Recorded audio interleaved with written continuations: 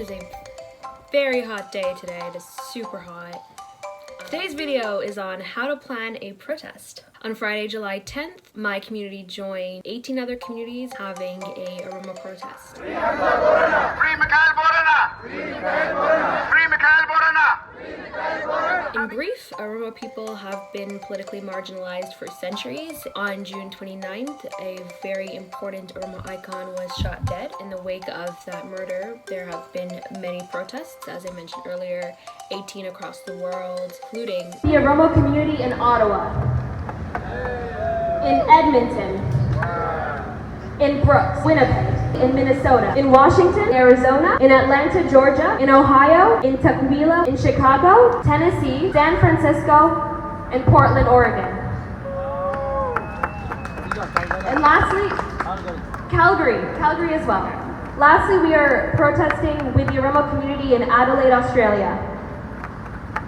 I'm going to break down the general process of planning a protest into 4 steps or areas. The first one of these is get a team. Teamwork makes the dream work. Teamwork is very important. It is very hard to do all of the things that are necessary on your own. I would say that it is exhausting. That's going to tax you out, and that is definitely not sustainable over the long run.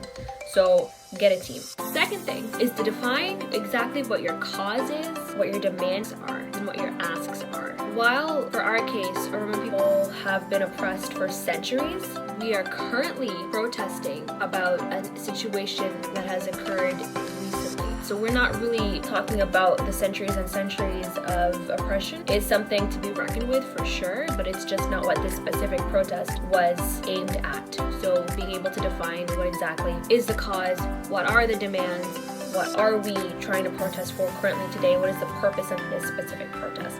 That's part 2. Part 3 is the prep, and this is going to be like a longer section. So the first part is doing research. It's really important to be up to date with the situation and be able to explain that situation in all your press releases, all your communications with your community and with people you're inviting in your advertisements. It's really important to be able to pull out sources and be able to say, this has been reported out here, there's a report here, etc., etc. I would say it's really important to spread out the research too, because if it's a topic that has been spoken out about a lot, there's a lot to read, so it's important to just spread that out. Know what the background is, know why it's happening, know what's different now, know what the current situation is, and be up to date.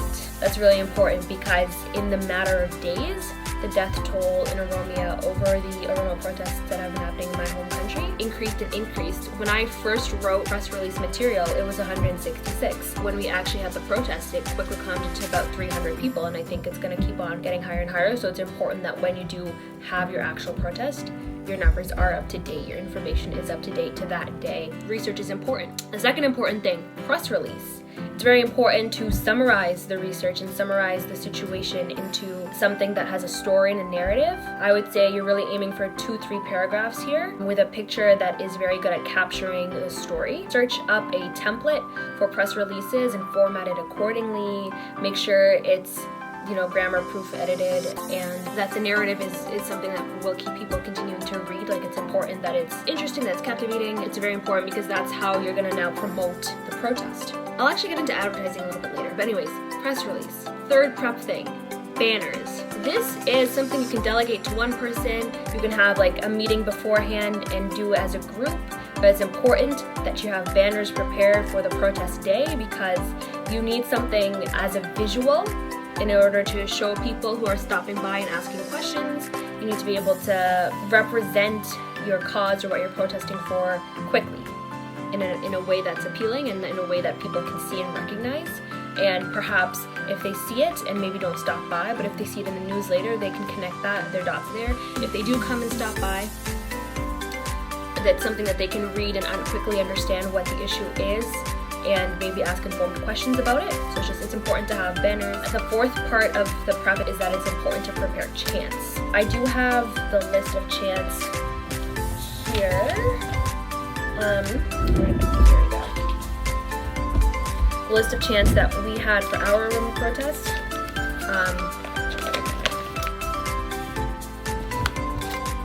I think that why it's a really good idea, I don't know how visible this is, but why it's a really good idea to have specific chants is that a lot of the cases, people who are invited to come to protests really feel passionately about the subject.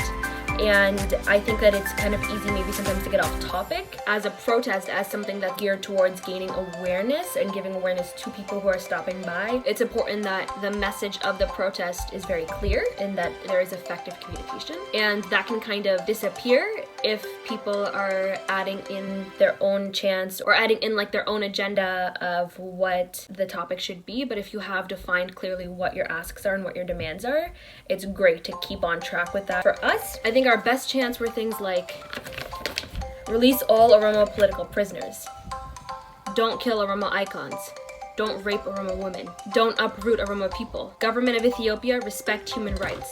So these type of things make it very clear what we're asking, and it's not like people who are listening in would have to know any background information to understand that there are political prisoners that have been captured, Oromo icons are being killed, Oromo women are being raped, the government is the one doing so. So like it's very clear to people, they don't need to know too much of the background, but if you have people getting kind of deep into the issue during the chants, you're not really gonna be able to capture the attention of the onlookers, and they're not really gonna understand what it is you're protesting for. Part 5 of the prep is that it is important to have a letter that clearly explains to the people you are asking to do these demands, what it is you're asking and the background information, and this should be in a lot more detail than your press release because this is aimed for politicians, MPs, and people who work in areas where they have influence. It's very important that the protest that you're doing has follow-up steps or has something that you're asking for, because definitely protests can be a great way to relieve frustration, and there can also be a great way to see that there's a whole group of people who feel the same way. But it's important that something comes out of the protest, and that actually brings me into point 6, which is to have action items. I think this is very important too. There's kind of no point in just going somewhere, yelling, and then going home. It's important that there are petitions that are being made. It's important that there's maybe like an email campaign where a form letter email is being sent to different MPs in different areas. Whatever the applicable action steps are for your specific protest, it's important that you organize these and have them ready for the day of your protest or even the lead up to your protest, so that there are follow-up steps to what it is that your protest is demanding. And that kind of brings me into my last 2 points, which are to connect with professionals, advocates, people established in the area that you're protesting, as well as anyone with a vested interest in the area that you're protesting. That's important because not only does that allow for your message to reach people locally who are interested in your protest, it's also going to allow for a network that is more likely to take your message further than just the people who come out to your protest that day. And I think for us, and specifically in our protest, it was important that we were reaching out to other Oromo groups. Those 18 groups that we mentioned, that's something that we only realized because we were connected with other Oromo groups who were pointing out the other Oromo protests that were all happening on the same day. And our ability to be like 18 different Oromo communities in the world are having a protest on today's day is because of that network. It really, I think, brought the community a lot of happiness because we were able to say, this is becoming much bigger than just us. The other thing it allows you to do is connect with people who might be possible speakers on your protest event, which is great. It's very important that there are different speeches given and that the topic is discussed from many different angles and viewpoints. Also, in all honesty, majority of people who are going to show up to your protest are people who already have a vested interest in the topic. Reaching out to those people firsthand is great. It will ensure that you have good attendance. It's good to have good attendance because that looks good in photos and that looks good in the press release that you send after the protest, which is also a very important prep point, and that's something you can prepare beforehand as well. Like a little write-up, being able to say we had this many people show up, have a few photos that demonstrate all the people speaking, talk about who spoke and what was said, and send that out as well. And it's likely that now that you've established both a press release beforehand and a press release afterwards. There's a lot of information on your topic given to people you've contacted in different newspapers and in different media circles. The fact that it's two makes it more likely that they'll publish something about your story. Then my last kind of prep point is the advertisement,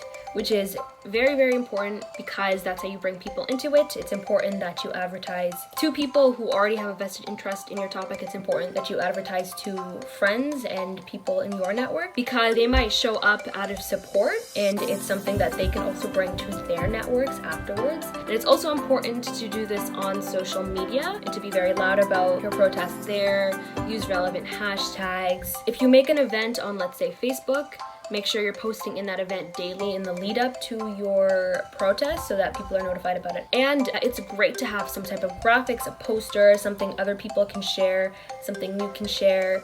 The more information you can give, the better. And it's very important, I'm realizing as I'm on YouTube now, it's important to be engaging. That's how you make sure people keep watching you, which is very important in order to get a message across.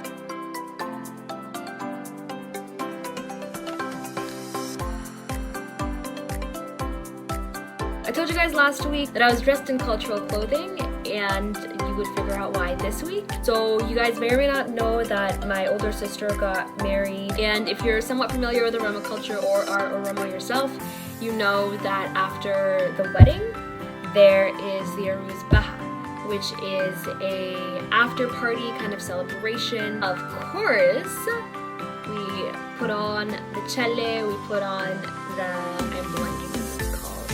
We put on the white robes, we put on the beaded necklaces, and we danced.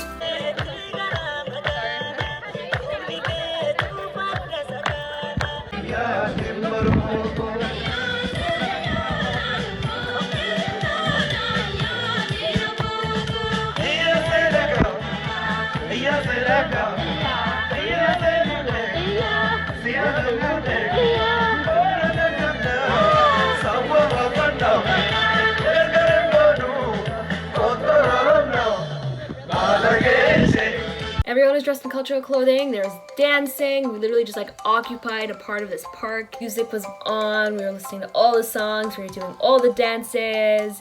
If you guys know, I've been trying to learn some Oromo dances. You might have seen my prep video about it. And I'm getting better every day, like I'm getting there. I'm gonna get to the point where it comes off flawlessly. If you watch my Instagram, you know that there's a lot to be desired in my dancing abilities, but just for Oromo dances, I'm pretty good at. I'm not a bad dancer in general, but just for Oromo dances, there's a bit to be desired.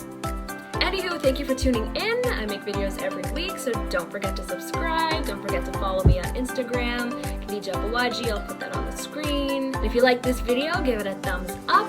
Let me know in the comments what you'd like to see. If you'd like to see more of the protest, I might be able to gather up the footage and make a video about it. If you want to see the Aruz Baha, which honestly, like, will take you back. If you've ever been to Oromia, Ethiopia, it'll take you back. It'll take you back home. It was so heartwarming to see everyone dressed up in cultural clothing and doing all the dances, shokoye, wailegen. Let me know in the comments below and I'll do the work to get the footage and make a full-on video about it. I am here for you guys, my 70 subscribers. On a side note, I'm trying to figure out what like a group name for us. I've been playing with a few. My last name starts with an A and I've been thinking about the A-team. That's an option.